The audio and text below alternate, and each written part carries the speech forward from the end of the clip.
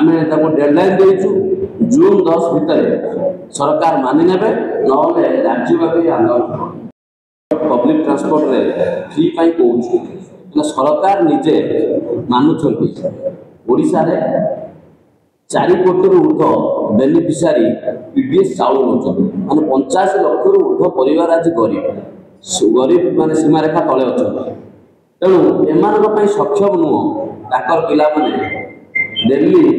बस फेयर दे कॉलेज रे पढ़ाई हायर एजुकेशन पाठ पढ़ा से छात्र कांग्रेस दाबी करुच्ची जे पब्लिक ट्रांसपोर्ट गवर्नमेंट तरफ तो डबल इंजन सरकार अच्छी तेणु ट्रेन आम रेलवे मिनिस्ट्री जनइबू ट्रेन और बस संपूर्ण भाव में फ्री करा प्राइवेट बस जो गुड़ा चलती प्राइवेट ट्रांसपोर्ट अच्छी से 50% कंसेसन करा खाली स्टूडेंट नु बर्तमान बयस सीमा 42 वर्ष पर्यटन बढ़ला